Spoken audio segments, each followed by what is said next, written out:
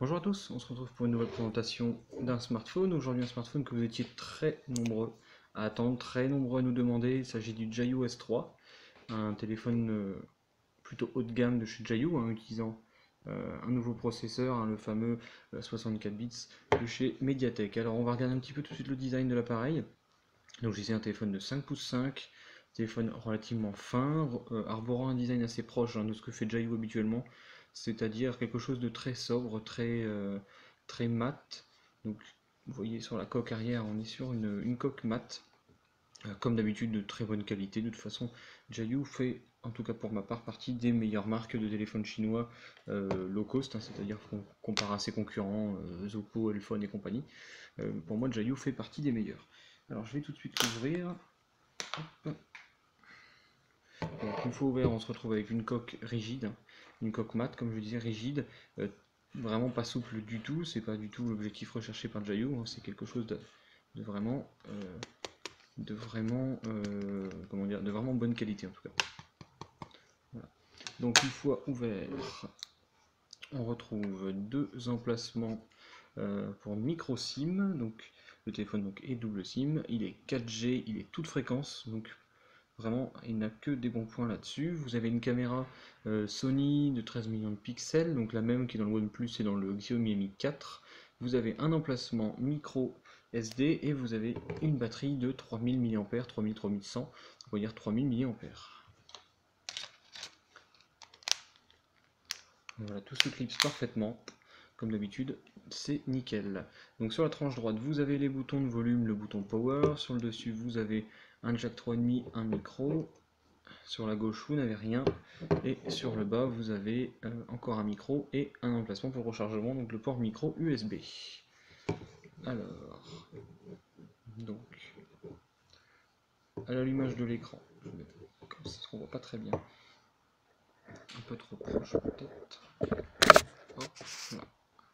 Voilà, ça devrait aller un peu mieux, parce que le mezzo avec lequel je filme a tendance à zoomer systématiquement. Donc, une fois allumé, donc on se retrouve avec un bel écran reprenant une interface assez proche d'Android 4.4, pardon, sans grande modification, juste une histoire de thème. Et pour ça, vous pouvez changer le thème.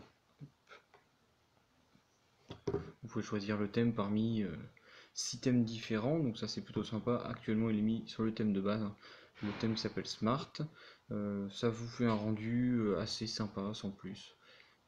Vous avez des icônes qui ont été un peu rebadgées, réhabillées, donc c'est plutôt correct. Assez proche quand même d'Android standard. Donc on va aller dans les paramètres, on va regarder tout de suite la version d'Android embarquée. Donc on est bien sur une 4.4.4. Vous avez, on peut pas cliquer pour une fois. Vous avez une application mise à jour donc, qui vous permettra de faire les mises à jour OTA. Donc ça c'est plutôt une bonne nouvelle. Pour Android 5 certainement. Jiayu n'en parle pas, mais je pense que le téléphone aura droit à Android 5, comme tous les téléphones qui sortent en ce moment, la plupart auront droit à Android 5.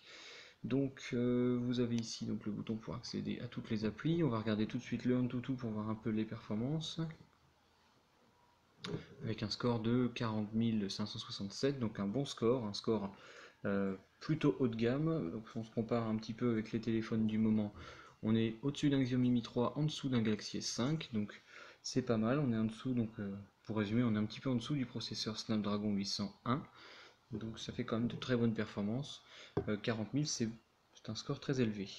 Donc on est face à un Jiayu S3, on Android 4.4.4, le processeur c'est un Mediatek MT6752, la puce graphique c'est une Mali T760, vous avez un écran de 5,5 pouces Full HD, donc 1920 par 1080 pixels, une caméra arrière de 13, 2 Go de RAM. Vous êtes nombreux à nous demander la version 3 Go de RAM, c'est pas tout de suite. Jiayu, on leur a redemandé. Il n'y a même pas de date prévisible, donc ça sera certainement bien après le nouvel an chinois, peut-être au mois d'avril. Mais ne vous attendez pas à une version 3 Go de RAM. Si vous attendez pour cette version, vous risquez d'attendre un moment. Vous avez 16 Go de mémoire interne, et donc globalement, le processeur fait 1,7 GHz, vous n'avez rien de très particulier, vous n'avez pas le NFC, et sinon vous n'avez rien de spécial. Alors je vais tout de suite mettre la fameuse vidéo que je mets d'habitude pour voir un petit peu la qualité de l'écran. Jayu brille toujours par des écrans excellents. On va voir si c'est encore le cas aujourd'hui. Je peux vous dire que le son est bon, ça c'est sûr. Hop.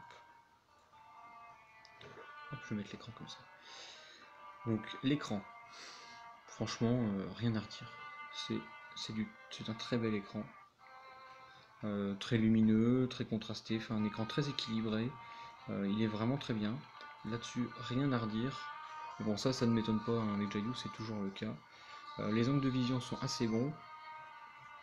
Donc, on est face à un des meilleurs écrans sur téléphone entrée milieu de gamme, on va dire, ou enfin plutôt milieu haut de gamme. Donc, rien à redire, c'est vraiment très très bien. Alors, je vais juste le comparer avec d'autres modèles pour que vous voyez un petit peu la taille.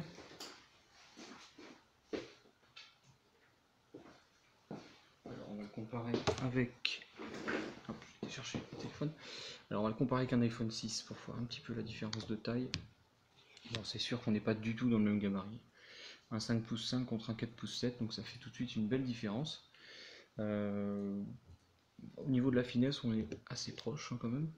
Je pense que le Jayu est peut-être légèrement plus épais. Ouais, le Jayu est un petit peu plus épais, c'est pas grand chose. On va le comparer avec un Xiaomi Mi 4 pour voir un petit peu 5 pouces versus 5 pouces 5.